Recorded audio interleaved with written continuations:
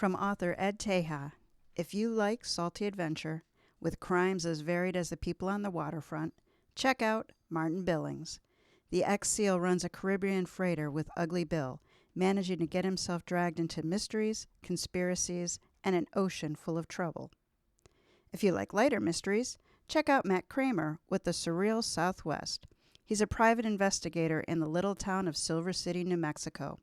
As one reviewer said about An Impossible Abduction, missing people, aliens, witch shamans, and ravens all roll into one weirdly comical, fast-moving novel. Check out Ed Teja on Amazon.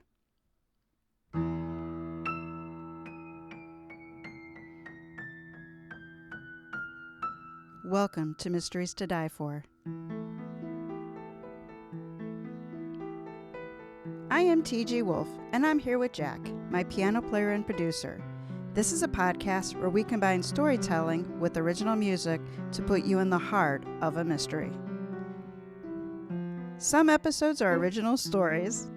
Others will be classics that help shape the mystery genre we know today. All are structured to challenge you to beat the detective to the solution. These are arrangements, which means instead of word-for-word readings and musical playing, you get what Jack and I feel like saying and playing, a performance meant to be heard. Jack and I perform these live, front to back, no breaks, no fakes, no retakes, even when I really mess up. Support our show by subscribing, telling a mystery lover about us, and giving us a 5-star review. Mystery readers, check out our print and ebooks. Last season's companion, A Word Before Dying, is available in trade paperback from Amazon and ebook everywhere else. Celebrate the start of our new season with your order and receive 20% off the original price through January 2023. Welcome to Season 5, Move It or Lose It. This season contains original stories paying homage to the vehicles that propelled mysteries forward. A train was the setting for Agatha Christie's famed Murder on the Orient Express, and a riverboat took center stage on Death on the Nile. Cars have been prominently featured in American crime stories with the glory of the getaway vehicle. And then there are the heists, from carriages to trains to armored trucks.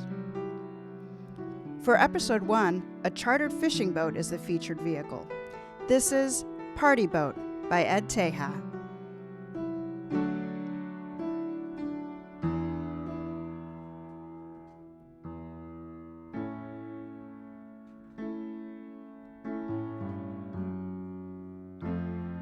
Dead in the water. Lee Wallace walked into my office wearing a disgustingly sparkling white pressed uniform. As if interrupting my morning coffee wasn't enough, the fool flashed me a big grin like we were going to be friends and he just dropped in for a chat. "A very good morning to you, Sheriff Bart Hadley," he said, all too cheerfully. "I have exciting news for you this fine morning." Lee is the commanding officer of the local U.S. Coast Guard patrol boat, but he fancies himself a performance artist. He was also clearly trying to impress Maxine Charles, my ambitious deputy. His exuberant attitude made me cringe. News. That's just what I wanted to hear. "You told me you dreamt of running a charter boat. Well, I brought you one." Tossing a set of keys to me, he pointed a thumb over his shoulder toward the deck. "I parked it over yonder." "How thoughtful," I said, sounding as grumpy as I felt. "It's a fixer-upper, I'm guessing." His shrug was far too casual. "Heck, you just need to figure out the story behind the dead body lying in the cockpit." He grinned again. "But I'm told that's what you sheriff types do for fun." Watching him drop the official crime report on my desk, handwritten no less, made my stomach ache. I could sense the weight of the impending serious investigation. "You busting in here early, interrupting my coffee, makes me think I deserve an executive summary," I said. Well, his grin intensified, lighting up his face. "Caper started yesterday aboard the Effin' Fun Run. That's your new boat.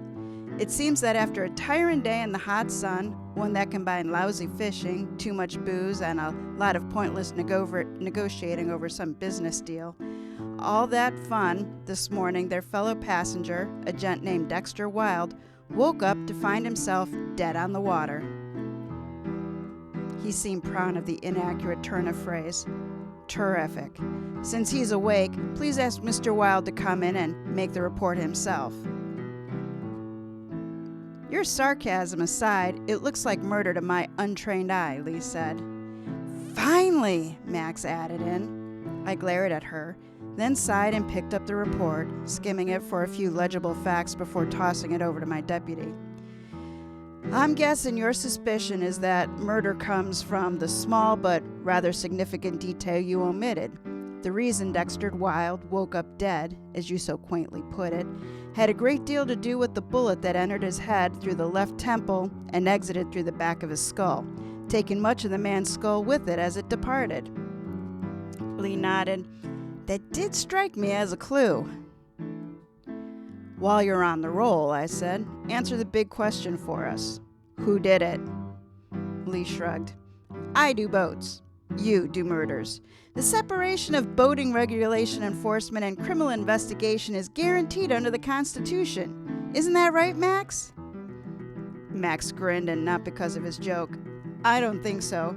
And rather than your stand-up routine, how about giving us the timeline of events, Lee? She said, waving the report. Your handwriting sucks. We answered a mayday, he said. That's a distress call to you. When we arrived, we found that it was the crew that was distressed. About the dead guy. The boat was fine. We secured the scene, took everyone on board, and we towed the boat back here. To you, seeing as the crime is your kind of thing. Well, it certainly was Max's kind of thing. Where is the gun, she asked. The murder weapon. No idea, Lee said. Didn't see one lying about. He glanced down at his watch. But you two need to deal with that. The coroner's on board now. I called ahead so he'd meet us. I've sent you a pile of photos of the body just as it was when we came on board. My men have the 6 people from the boat on the pier. They can watch them until you do whatever sheriffs do. But I need to get back to base in case some important boating stuff happens. Your command of technical jargon is impressive, I said. Y'all have fun. Lee was shaking his head at us as he left. You look upset, Max said when we were alone. This trashes my delightful quiet morning of doing useless and unnecessary paperwork, I told her. She snorted. Paperwork was a big chunk of the job of sheriff in smallish town like Essex Key, Florida, and law enforcement is a bit of a juggling act. Since most of the locals spend their days and nights separating tourists from their money, they expect their sheriff to prevent crime without hassling their marks. Most of the crime here is pickpocketing, shoplifting, and the occasional drunken disorderly, and that allowed me to keep everyone happy with an enforcement strategy that had a strong resemblance to a catch-and-release program. That, more than my dubious detective skills, kept getting me reelected. Welcome to Florida. Now, Max was a smart, reliable detective, often bored. Max was a smart and reliable deputy, often bored, who harbored ambitions of solving major crimes. Lee had handed us her delight and my nightmare. She had a serious crime that needed solving, and I had a public relations problem, an unsolved murder. We had an apparent murder, a handful of suspects, and a floating crime scene, a 55-foot Gilman Sport Fisher charting boat. A beautiful craft, if memory served, with the stupid name of Effin' Fun Run. As Lee said, the boat was mine, all mine, to do with as I pleased, as long as it pleased me, to figure out who committed the murder in record time, and then hold a press conference, triumphantly announcing that skilled police work had freed our waters of violent criminals. Let's take a look, I said. Max and I walked out to the dock where Lee had left the boat. I nodded to the 2 pimple-faced teenager coasties standing uneasily, staring at my 6 suspects. 6 disheveled humans who wanted to be anywhere but standing in the hot sun, waiting to be interrogated. George, our coroner, had parked the meat wagon alongside the boat.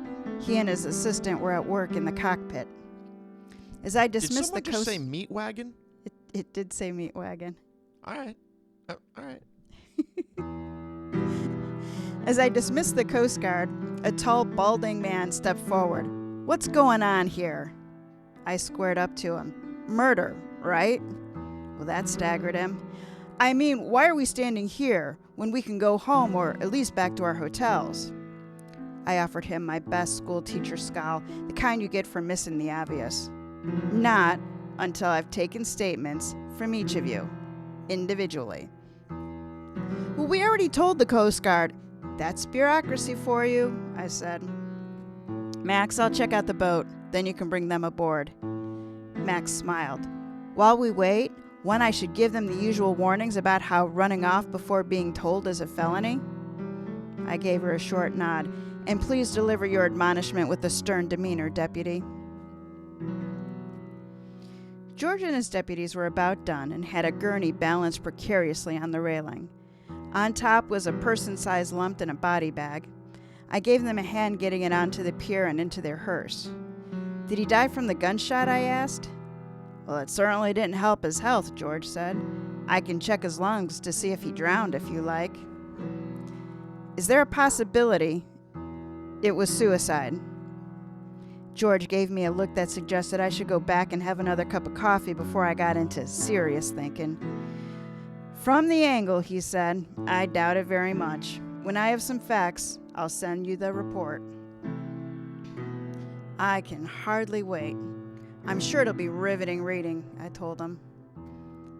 I went on board, stepping around the pool of drying blood.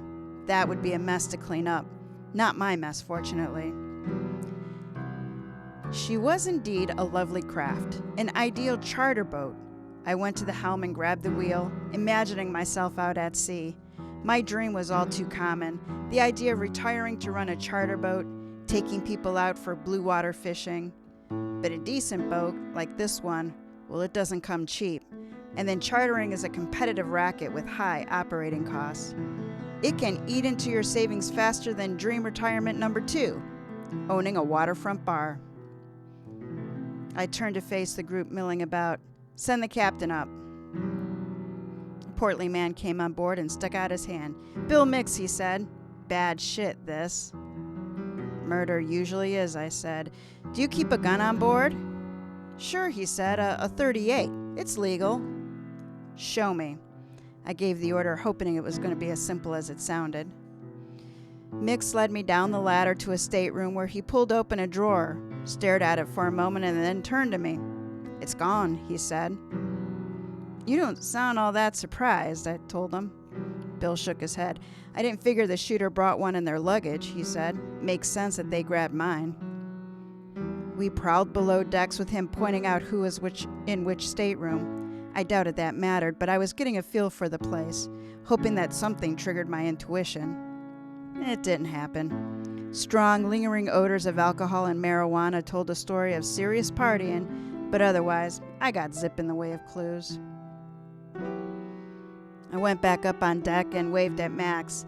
She and the coasties herded our suspects on board and down into the saloon. As they trooped by me, each flashed a resentful look. I sighed. My agenda for the day, listening to their stories, sorting through the few facts to get to the truth of what happened, promised tedium. At least Max was excited. "I need everyone to return to their cabins until I call you," I said. "When we've taken your statements, you can go to a hotel. I suggest you pick something nearby because we'll want to talk to you several times before we're done." Their moans were no less annoying because I expected them. "Can't me and Sandy stay on my boat?" Captain Bill Mix asked.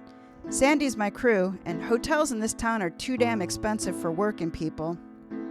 I caught Max nodding her approval out of the corner of my eye. "That's fine," I told him. Truth is elusive at the best of times. Even trained professional cops have trouble spotting when liars lie. An elective sheriff has to listen real close and then try to use common sense to catch them out. It was going to be a long day. Where was that Poirot fellow when you needed him?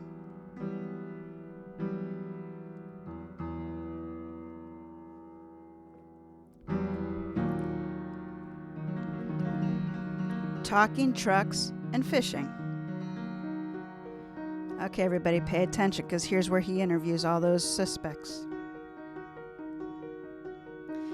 We started the interviews with Artie Coughlin, a tall, balding man from the pier. He sat at the dinette across from Max, who turned on her little high-tech recorder. We need to create the timeline of events, she told him. I admired the confident knowledge of procedure she'd gotten from watching the finest detective shows. What was the purpose of this little weekend, I asked. Talking trucks and fishing, Artie said. We were mixing business and pleasure. We, Dexter Wilde and I, sell trucks, tractors for semis. Jan, that's Mrs. Polder, is the VP of a trucking company. She's my client. I could see Artie counting dollars in his head. The company, her company, he said, needs 6 tractors. I knew that she liked deep-sea fishing, and I asked Dexter to authorize the trip so I could get her out here, away from the office. We'd have fun and find out what competitors were offering and then see if we couldn't match them. I snorted. A free fishing trip sounds like bribery to me. Artie looked surprised. It's normal business. Tax deductible, even. Of course it was. I was getting a feel for it. And Wilde was your boss? He nodded. National VP of Sales. I'm the regional sales manager. How was the trip going, I asked. That is, before someone killed your boss, I mean. Artie sighed and shook his head. It was terrible. He and Jan did not get along at all. Oil and water. Then why did you bring him along? Well, I had to ask him to authorize the trip, and he agreed. Then he insisted on booking it himself and told me he was coming. He's the boss. He told me that Jan, it's Mrs. Polder, the client, would be impressed that he took personal interest. Was she impressed, I asked. Artie laughed. When she got here and saw him, she was mad as hell. Turns out that he was the salesman on her account before me. She told Ann, that's my wife, that she hated Dexter. I raised an eyebrow. Why didn't the woman just leave then? You need to ask Jan, he said, but I imagine it was because she wanted to make the deal. Besides, she knew that even if she and I came to terms, that Dexter had to sign off on it. And she left fishing. All right, I said, so what happened next? I could see that getting the story out of this guy was going to be like pulling teeth. Artie rolled his eyes, recalling. Well, we went fishing.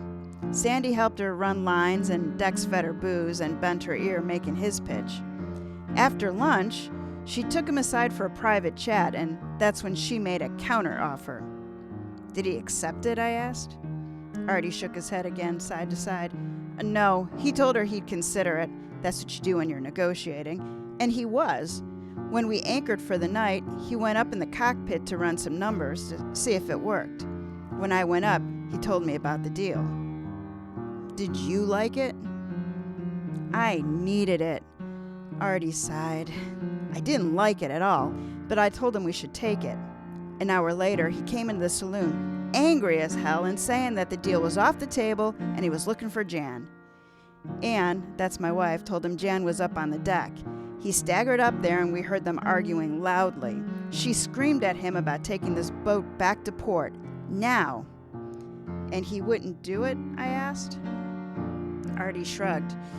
Ann told me to go talk to him again, remind him that we needed the deal to happen. Dex wouldn't talk about it. Said it was done, even when I begged him to take the deal. You begged him? I said. Artie got a classic hand dog look. Honestly, business has been slow and company-wide cutbacks are coming. I needed the sale. But Dexter had made up his mind and he wouldn't listen. He grabbed a bottle of scotch and went back to his cabin. I went to tell my wife. We were getting off track, so I pulled it back. All right, tell me about the deal Jan offered, this counteroffer. Surely there was something in there. A sweetheart deal, Artie said, slumping forward. She wanted us to sell the trucks to a company she owned, then she'd lease them to her company. But she wanted a special price and financing. In return, she offered to make Dexter a non-voting shareholder. He wouldn't be involved other than financially. Talk about fishy, I thought. Is this legal? Not so much, he said, his lips kind of twisting. Like Dexter said, it was illegal and could even be considered fraud. He sighed again, something this man seemed prone to do. But it was the only deal on the table. Next, Jan Polder settled in the hot seat, looking unperturbed to give us her take. She started with her dislike for the deceased. Dexter Wilde was an asshole and a bully, Jan announced. He thought he could push a woman around. I hated doing business with the jerk. It was a relief when he got promoted and I could deal with Artie. Then why go out on the cruise, I asked, especially when you found out that he was going. She made a face. I made a bad call. Artie Coughlin suggested going on this cruise, and it seemed like a fun way to get his best deal. I had no idea that Dexter Wilde would be here, or I wouldn't have come. Jan shifted in her chair. Well, that isn't totally true. No matter what Artie promised, we still needed Wilde to sign off on the terms.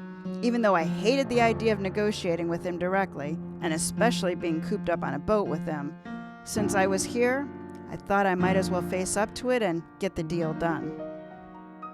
I put pen to paper and made a note or two. Artie said you made your own offer. She laughed. You bet I did. They gave me a price and terms, and I demanded some concessions in the structure. That ass, Dexter, pretended to consider it. After we anchored, Artie went to talk to him about it. Pretty normal, and I expected them to come back with some minor tweaks. She shivered. Instead, they were shouting. Well, that was news. Artie and Dexter were shouting. She nodded. Then Dexter stomped off to his cabin. She gave me a wicked smile. I thought about following them, catching him off guard and seeing if they decided anything. But the captain followed Dexter into his cabin. He shut the door, and then they had an argument. The captain and Dexter argued, I said. About what? I couldn't hear the words, she said. I assumed it had to do with the totally crap luck we had fishing. Dexter thought he was a Hemingway. He wanted a marlin. Did you see Dexter alive again? Max asked. Jan nodded. I went on deck to look at the stars. You never see them in the city. Did you know Dexter followed me there? He was drunk and upset. He stormed over to where I was sitting and told me the deal was dead. Jan's lips twisted. Negotiations were over, like it was my fault. I could picture it. And you demanded the boat return to shore. She smiled. I did. It's only an hour run back if you aren't fishing. If we weren't doing business, then I wanted to cut the trip short and fly home. And he refused, I said. Jan nodded. Between anger and drink, and he'd had a lot, he wouldn't budge. He said he paid good money for this trip, and we were damn well going to fish. And you screamed at him, I asked. Wouldn't you? At the time, I was livid. If he didn't want to do business, then I didn't want to be stuck on this goddamn boat with him. Then she pulled herself upright. Before you ask, I went to my cabin and never saw him alive again. When it was Dorothy Wilde's turn to talk, the new widow was vague, unaware of what had been going on. Dex said he'd authorized a fishing trip and wanted me to book it. Then he insisted we go along like it would be fun, even though I always get so seasick and miserable. That fit with what the others had told me about him. Did you hear the arguments? I asked. I heard shouting, Dorothy said. I've learned not to listen. I mean, it's pointless. Dex gets pissed off when things don't go his way, and that's pretty often lately. He shouts at you, I asked. She frowned. Always. I intended to go to bed, but he argued with Artie. He stomped down to the cabin. I decided it was time to have another drink or two with Anne. I was glad I did because Captain Mix went in after him, and they had quite a row. I was already nauseous, and that made my head hurt. When the captain left, Dex went up to the deck, so I snuck back into the cabin and went to bed. Did he come back to the cabin? I asked. She shook her head. No idea. I took sleeping pills and I was out cold. Then she shook herself. About Dex's body. I want to get him cremated. Sure, I said. After the autopsy. Autopsy? She let out a little amused giggle that surprised me. You think maybe he died of a heart attack, then got shot? Or shot himself? We look at everything, I said. I agreed with her about its potential value, but it was procedure. She sighed. I certainly hope it doesn't take long. When I call his mother and tell her Dexter is dead, it would be nice to be able to tell her that I've put his ashes in the mail so she can put them on an altar and worship the son of a bitch. True love has so many stories. Artie's wife, Anne, had another perspective. I think Dexter Wilde was deliberately sabotaging the negotiations, she said. Artie worked hard to give clients decent terms, and I think he came along to make sure Artie didn't make a deal. I watched her eyes.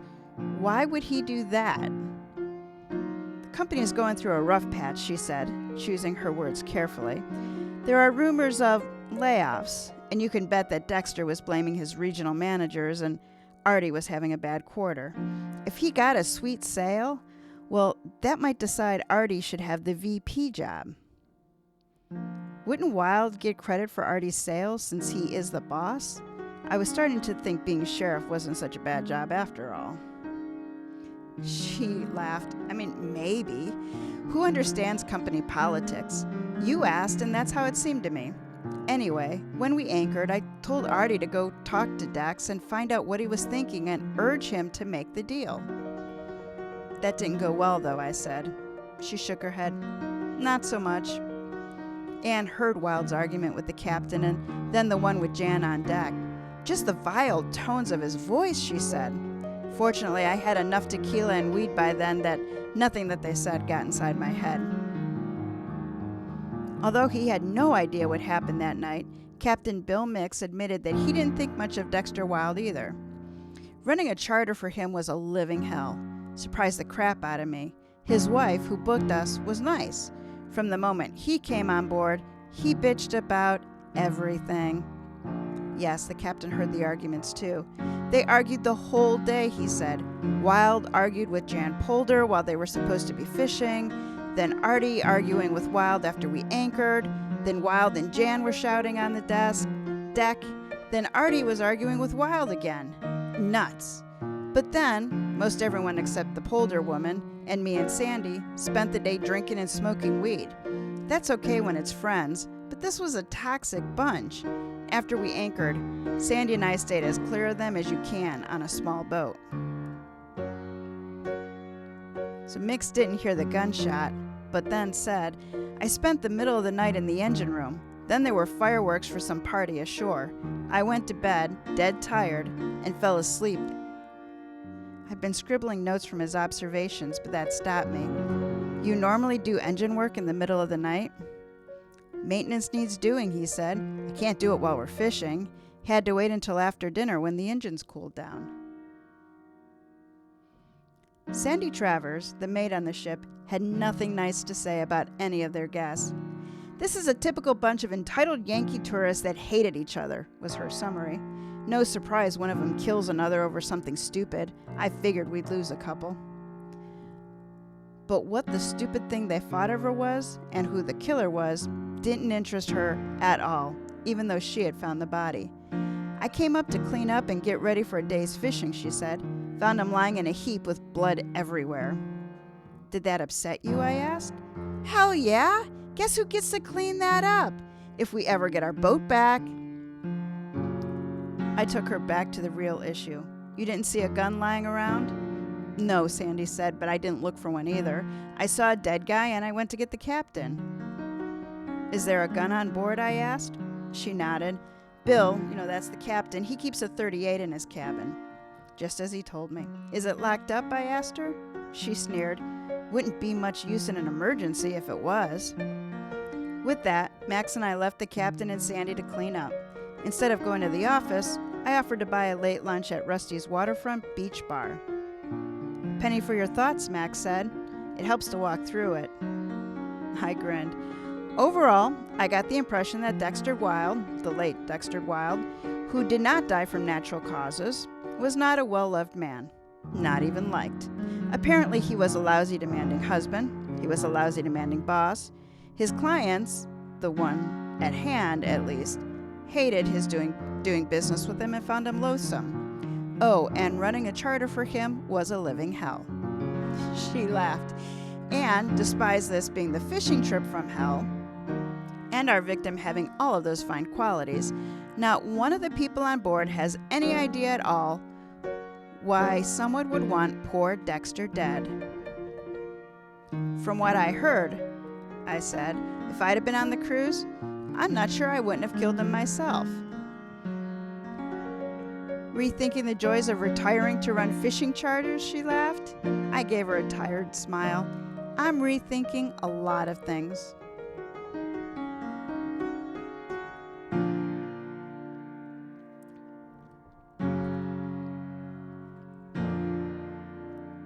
Chumming the waters. I sent Max to the office to run background checks on all 7 people. Sometimes running one on the victim can tell you things you won't find out otherwise, and Max had been dying to have an excuse to dig into people's lives. Without me asking, she stayed in the office all night, burning up the internet, and when I came in the next morning, I found a summary of her research on my desk, all neatly typed. It made interesting, provocative reading. It was still cool out when I went to the boat.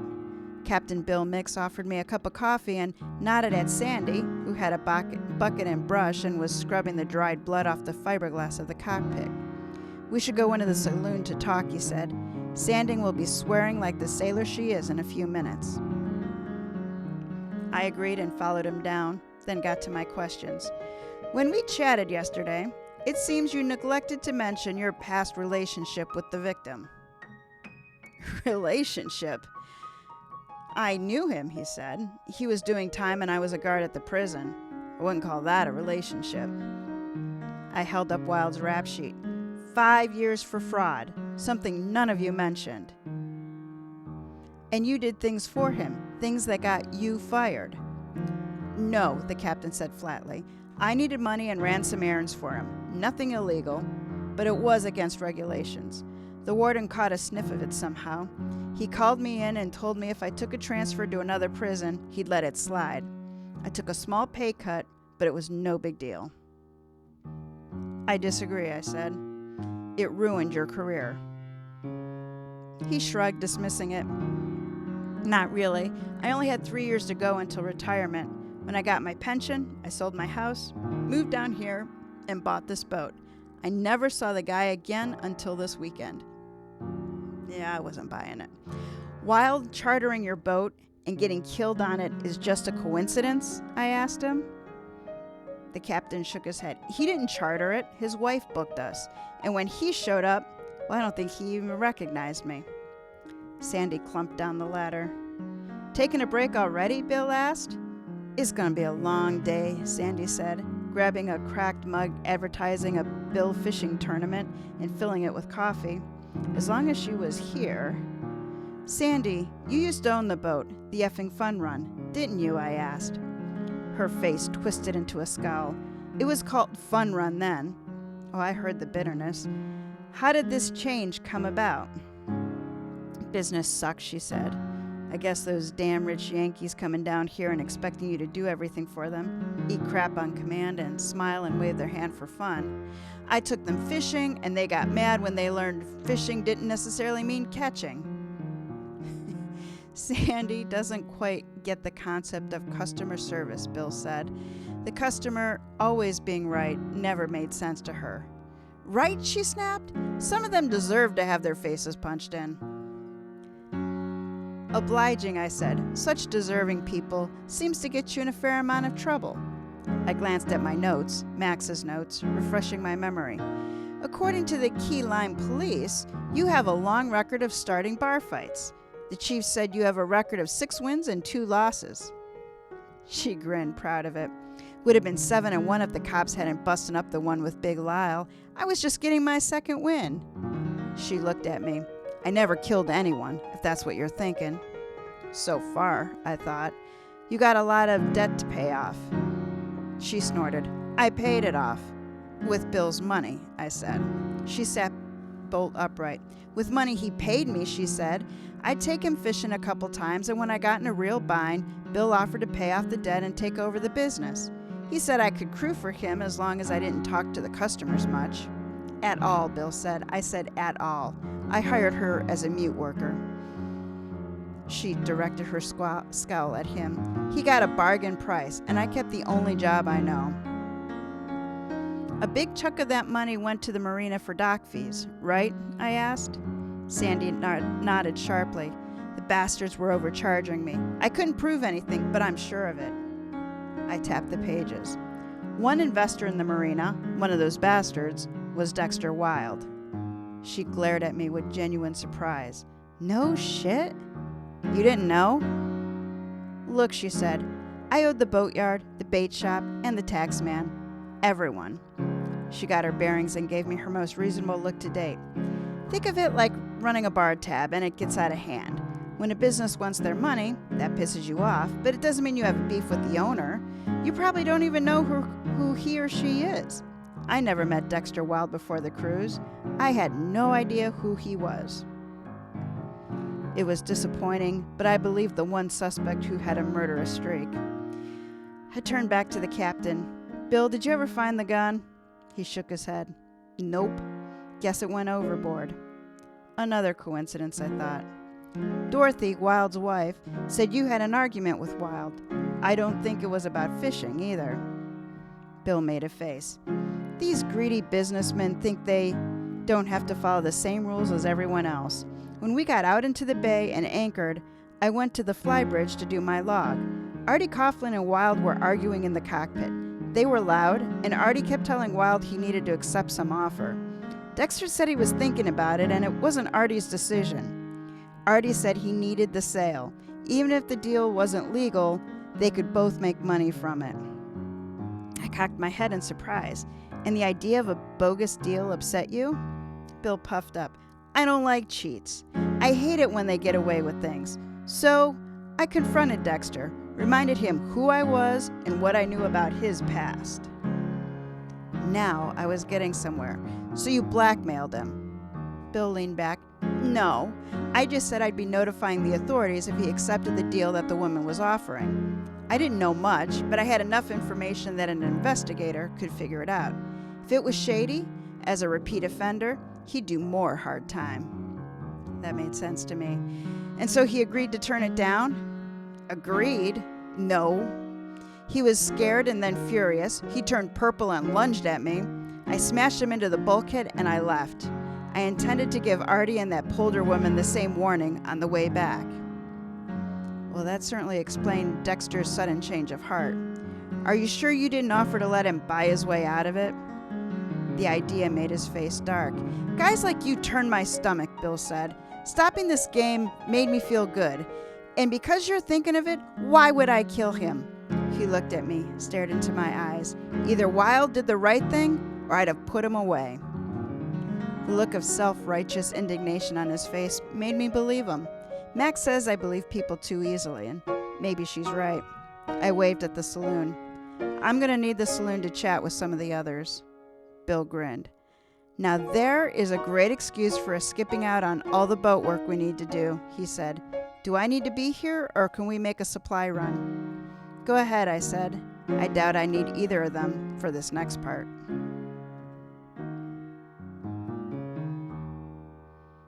Okay, so here we're going to question the suspects again. Many salty suspects.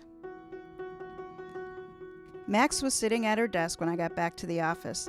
The smile she gave me was unsettling. She held up some papers. I've gotten some feedbacks to some inquiries I sent out last night. Dexter Wilde had a decent insurance policy, and his wife, Dorothy, is the beneficiary. But I ran a credit check. Sorry to say, Dexter lived large and has a lot of debt. His widow gets the insurance, but she also gets the debt. Killing him leaves her okay, but not well off. Folded my arms as I listened. And so you gleefully rule out our highest probability suspect, the spouse? Yeah, she said, but there's other interesting stuff. Waving her stack of papers, she gave me a suspiciously sweet smile. Would it be okay if I did the questioning about these loose ends? Under your careful supervisory eye, of course. I don't see why not, I said. After all, the woman was only after my job. So we called Jan. When she sat, Max leaned toward her. You led us to believe that before you came on board, you didn't know Artie's wife, Anne, Max said. She slid a printout of a screenshot across her. According to this online yearbook, the two of you were roommates in college. Jan made a sour face. It was nobody's business. Anne worried that if Dexter found out, he'd press her to use old friendships as some kind of lever to get me to order the damn trucks. And then, well, you were investigating the murder of the cretin, and I didn't feel much like mentioning our old school tie. It would have been nicer if you had, Max said. When Max mentioned the article to Artie, it seemed he had no clue that the women were old friends. The news rattled him, and then his face brightened. That explains it, he said. Explains what? Max asked. Artie was playing catch-up. Anne was after me to get Dexter to go along with Jan's deal, big time, wanting me to push him hard and to get him to accept and then to cut me in. She said she was worried about my career and that even a shady deal would get me credit for sales when I needed them. He shook his head. Seems like she was trying to help Jan as much as me. I thought he was probably right. Is that all? He asked. Max clapped her hands. That's plenty, she said happily. She turned to me and smiled. After all the hard work we've done, we need to have all the suspects in a room for the big reveal. It'll be fun. This is what it's all about. I laughed. I handed her the reins and was interested to see where she took it. If you say so, I said. Call everyone back to the ship.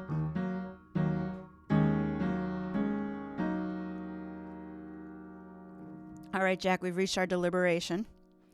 And mystery lovers, Captain Ed Teja has given us a salty mess to sink our teeth into. So here's the list of the people that Sheriff Bart Hadley and Deputy Sheriff Max Charles are investigating. You ready, Jack? So we have Captain Bill Mix, current skipper of the effing Fun Run, former skipper of a correctional facility where Dexter Wild did a stint.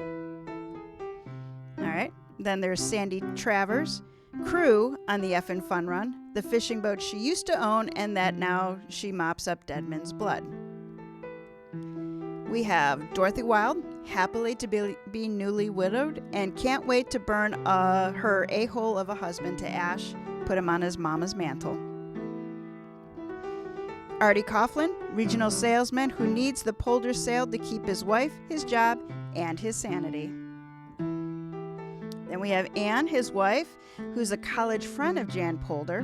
She sees her husband, or she wants to see that her husband gets a cut of the big deals.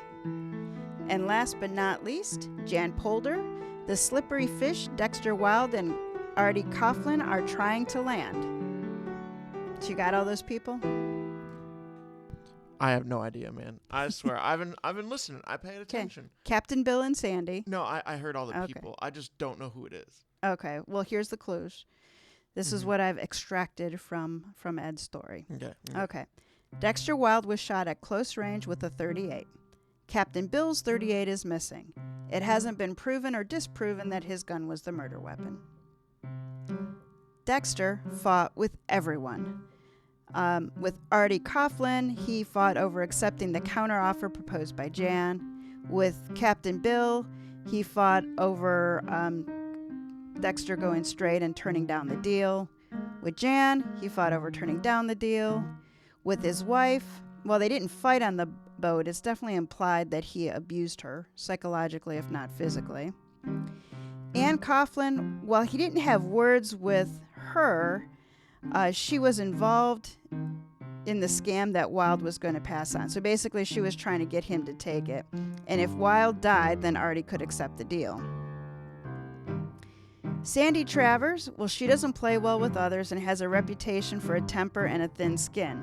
She doesn't mind getting into fights. And just because no one saw her argue with Wild, he might have said something that got him killed. So, all right, Jack, whose name do you want to put on the arrest warrant? Okay. I don't think Sandy. Okay. Like, she has the reputation to have done something like it. She has no motive whatsoever. I love that her bar fight record was 6-2. I love that. It's great. It would have been 7. Yeah. I don't think she has a reason to do it. Okay. I don't think the captain did it. Bill Mix. Bill Mix. I agree. he's weirdly stupid about everything revolving around his gun. He just doesn't care. But I feel like if he did, do that, it wouldn't be a surprise to him. Yeah. No. Like he wouldn't, or he would pretend that it was a surprise. He wouldn't blow it off the way he's blowing it off. It's guess it's gone. Guess someone threw it overboard. What are you talking about, dude? That's your gun. What are you doing right now with your life? Right. Anyway, I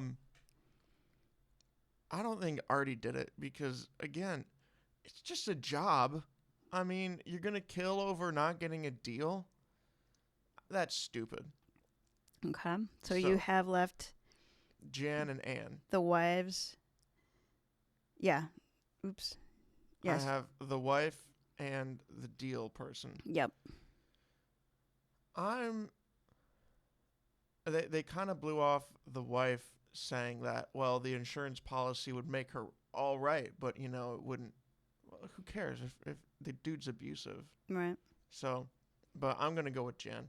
You're going to go Only with Jan? because I don't remember what she had to gain from the deal, but I'm going with Jan. Okay. Okie dokie. Okay. That's my dissertation. Okay, listeners, lodge in your votes right next to Jack's there, and we will go to the next settling the business.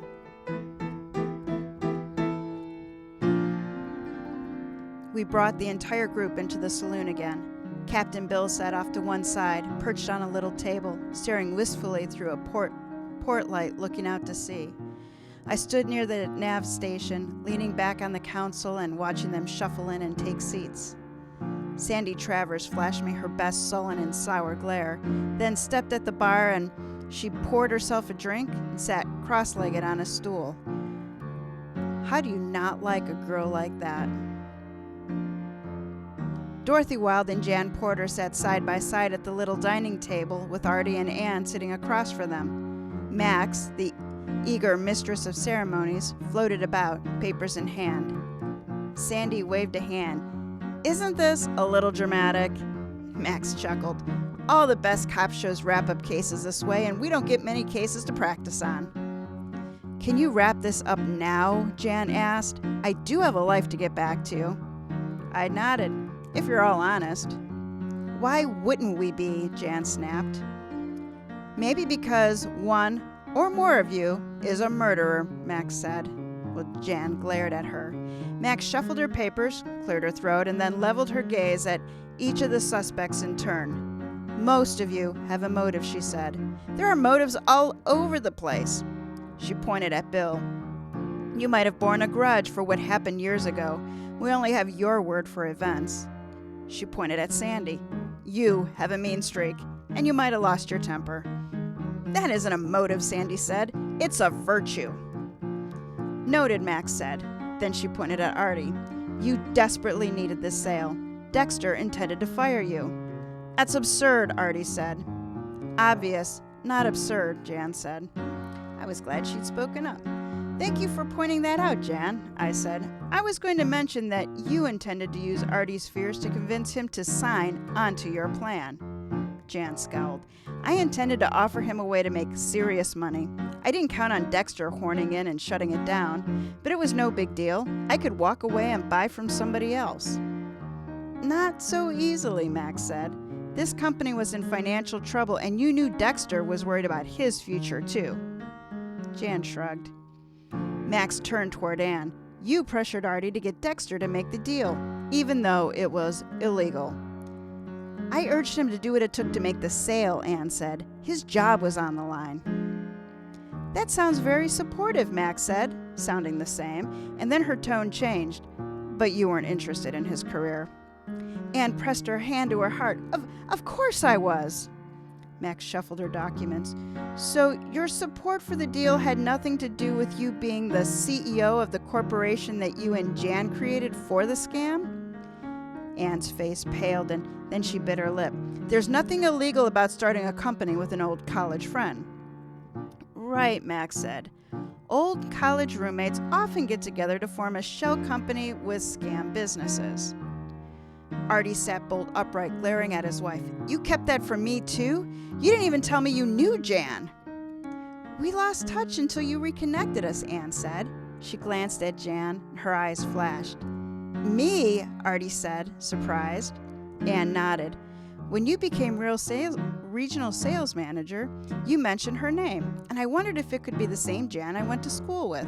I got her number from your appointment book, and I called her. A refreshing blast from the past, Jan said. Anne turned toward Jan, her mouth in a small smile. She reminded me of the world we dreamt of when we were in school, a world that held a hell of a lot of shiny promise. Artie was dumbfounded. Why didn't you tell me? What was I supposed to say? Jan snapped. She reached over and took Anne's hand. That she's been incredibly happy when we were together and that the straight life with you turned out to be a giant disappointment? Artie sat up straight. You were lovers? He looked around as if someone could explain it to him. Then he turned back to Max. The truth is that Anne threatened to leave me if I didn't get Dexter to sign the deal. I thought it was just because we needed money and I'd lose my job. Jan rolled her eyes. What does this have to do with Dexter? Motive, Max said. You two concocted this scheme and counted on Artie's fears of losing his job to get him to play along. Dexter wrecked that. If he was on his way out... She let it hang and Jan snorted. Max pointed at Captain Bill, still talking to Jan and Anne. You couldn't have known that the skipper of your charter boat would throw a monkey wrench into things. The women turned and looked at the captain. Bill let out a long breath. I overheard your arguing, he said, and I smelled a rat. I told Wilde there was no way he was making that deal. Jan scowled. What do you have to do with this? What could you say or do to stop him? Bill smiled. I could tell the truth. He nodded at the women. So these two killed Dexter because I kept him from making a deal? Killed that ass? No way, Jan said. Max shook her head. No. Jan thought Dexter was playing hardball and they had time to bring him around. I thought Artie could, Jan said. Max smiled at me. Want to fill them in, boss? Do the wrap-up? Suddenly I saw what my deputy had worked out. Sure, I said. Artie had figured out that he was toast. He'd lose his job no matter how this came out. Dexter probably admitted that he told management that Artie's sales were down because he wasn't working hard and that he was falsifying his expense reports. That's a lie, Artie said. I grinned. Max talked to Wilde's boss yesterday. She said Wilde claimed he had proof. Artie pounded a fist on the table. He jiggled the paperwork. He wanted kickbacks on my commission, and I said no. A flash of anger passed, and his face sagged. And now this career-saving deal was falling apart, and Dexter had some secret reason that he wouldn't agree to Jam's terms. You were trapped, I said. Artie dropped his hands into his face into his hands. When he lifted it, anger was center stage. He screamed at me, said the deal was illegal and unethical. There's a laugh, a sleazy man like Dexter saying anything like that. So you killed him? I asked. We all watched the life go out of Artie Coughlin. Tell us about it, Max said, her voice oddly soft. Artie sobbed. I didn't know what to do. I went for a swim to calm down, and when I got out and I was towelling myself off, Dexter came up from the saloon. He was drunker than before, and I asked him to tell me why he wouldn't take the deal, but he laughed like a strange laugh. He called me a pathetic loser. He said he was getting rid of me. Where did you get the gun? Max asked. Artie looked bewildered. Dex had it. He was waving it in my face. He said he found it in the captain's cabin in a drawer and brought it for me. For you? I slowed my breathing, waiting for him to put it together. He handed me the gun. He put it in my hand and folded my fingers around the handle, but I just stared at it. I couldn't move. I never touched one before. I stared at this ominous thing in my hand, and he told me the best thing I could do for everyone was to blow my brains out. He told you to shoot yourself? He laughed at me. He said it was the smartest thing I could do. The only thing to do. Artie shook his head. The moment my fingers closed around the handle, when I felt the weight of it, everything went red. He was laughing at me. I was going to lose everything. My job, and it wasn't my fault. It was his. What did you do? Max asked. Artie dropped his hands into his face and he sobbed. A haze closed in around me. I heard an explosion, and when I opened my eyes, Dexter laid on the ground, looking broken. I had the gun in my hand and there was blood, like, everywhere. What did you do with the gun? Max asked. He shook his head. I don't know. I threw it. Over the side?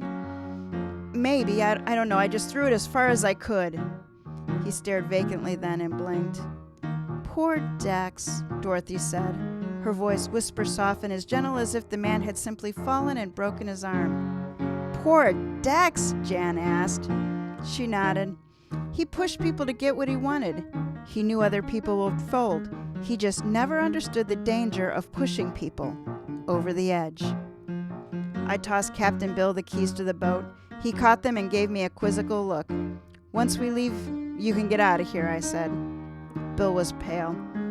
I was trying to do the right thing, he said. I had no idea that squashing his deal would get the man killed. We all try to do the right thing, Dorothy said. It doesn't often work out. Even if he wasn't complicit, I didn't like the slippery slope of Bill Mix's moral justification. Even on a party boat, I said, you have to expect the law of unintended consequences to rear its ugly head. Jan and Anne stared sadly at each other. You could see the what happens next balloons over their heads. Same for Dorothy Wilde, except she and her sadness tucked away inside of her. Well, I'd call that a confession, Sandy said. Artie looked stunned, emotionally drained. He'd run out of things he could do to salvage his life and taken what might have been the first drastic actions of his life. And now he stared blankly at Anne, who was holding hands with Jan. As Max got Artie to his feet and put the cuffs on him, Anne avoided making eye contact. Are we free to go? Jan asked. Free as birds, I said. Whatever white-collar crimes they might have committed were not something I wanted to deal with. And happily, I didn't have the form for referring them to somebody else. I wasn't even sure who the proper authority would be. No, I'd write the story of our successful murder investigation and refer it to the district attorney. Someone would have to talk to the press, and since Max had done the heavy lifting on the case, she deserved the credit. I'd tell her to join the mayor in making some profound statement about how Excess Key didn't tolerate violent crimes, and our quick and thorough investigation was proof that rich tourists were mostly safe here. That would make her a shoo-in for sheriff next time around. I'd vote for her myself. Maybe she'll let me be her campaign manager. A wise person once said that people make the best choices they can with the information available to them. He should have added that information gets colored by fear and greed pretty easily, even on a party boat, even in a tropical paradise.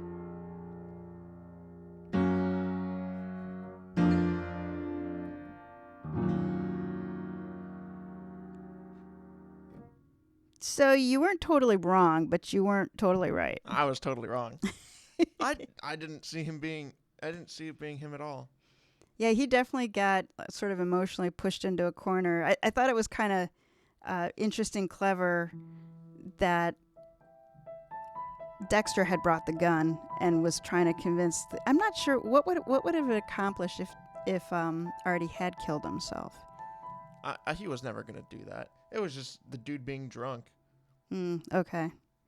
Yeah, there was no reason behind it. Him being drunk and just being a jerk. So is everybody except Dexter's wife actually a party to this death?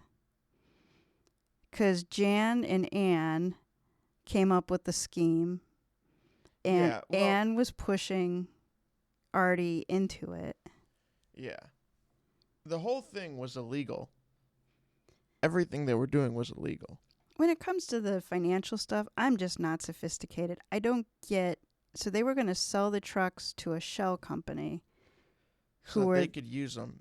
And then Dexter would be a part of the shareholders. So I think he would get money from it, but he wouldn't be able to vote on anything. Where's the money? I don't understand how that goes. Yeah. I'm sure the writer knows more about this than we do. Yeah, we are going to trust that Ed knows how to do financial... We're going to believe that part's accurate because we don't know. We don't know. The only thing that I caught, maybe didn't catch, I'm pretty sure during those murder scenes, if somebody gets their brains splattered out on the wall, that the city cleans it up. I don't think they would have, because it has to be cleaned properly. I don't think they do. I went to I think it was a Sisters in Crime event where they had somebody come in whose business does that. And I think like insurance partially pays for it, but I do think that it's a private. We'll have to do some research on that. I was going to say, it seemed, I don't know, something about the city, I don't know, it doesn't feel... It seems like if it was evidence, they would collect it up, but if it's not evidence... Still, I feel like it feels weird to make Sandy clean up the dead person. After we get off of this, I'm gonna text my friend who used to work for crime scene in Cleveland and ask who cleans up the mess. Now maybe this is different because it's a boat, and like it's not like a house or something like that. Maritime laws apply. Maybe. I don't know. Anyway, I choose to believe everything is logically sound. How do you walk into that, whatever they call it? Whatever that cabin is, every time you go to drive that boat and not be like, oh, some guy's brains were just splattered all over here. They didn't seem phased in the slightest. Sandy and... Well, maybe that was the way I read it. Bill? Sandy was by far my favorite character. Sandy was great. Sandy needs her own mystery. Yeah. She's a great character. She was great. They did, I think making her a suspect was a stretch in just saying that, because her only suspicious thing was that she has a violent history. Mm-hmm. She got a temper. That's it. So, it was very easy to say you didn't do it. If he hadn't been shot, if he'd been thrown overboard, it'd be easier to be like, he made it past at her and she was like, rejected. Granted, if you think about it, Artie only killed him because he got emotionally pushed into it. I know. Sandy would have been way easier to emotionally push into killing him. Right. So I guess if you look at it like that, but you didn't know throughout the story that's how he was killed. No. So if you had known that, maybe it would be easier to say it was Sandy. And it was a pretty complicated one in the sense that Everybody murderer has a real motive. Well, and they had an element in it because, Artie didn't go get the gun out of the drawer. That's what I was wondering, was how did Artie know where the gun was? Yeah, he didn't. So I think that was a big way to throw people off. And then, of course, it's just, the guy got drunk, went looking around places and found it in his drawer, which seems like cheating, but of course it works. It does work. It works pretty well. Well, so today's story is by Ed Teja. He is a writer, a poet, a musician, and a world traveler. His stories and poems are about the people and places he knows, odd corners of the world that often disappear into the margins, and the amazing, often strange people he meets while moving between the cracks. Living as a boat bum in the Caribbean and on the Spanish Main, he earned his living playing blues in waterfront bars, working as a deckhand for chartered skippers, and freelance writing. The life brought him in contact with quirky characters and developed his appreciation for twisted stories. Find him on the web at edteja.com. Well, that wraps up the first episode of Season 5 of Mysteries to Die For. Please do support our show by telling mystery lovers about us, giving us a 5-star review, subscribing to the show. Check out our website. I don't know what just happened there. That totally threw me off. Check out our website, tgwolff.com/podcast for links to this season's authors. Mysteries to Die For is hosted by TG Wolff and Jack Wolff. Party Boat was written by Ed Teja. Music and production are by Jack Wolff, and episode art is by TG Wolff. All right, Jack, you have the helm.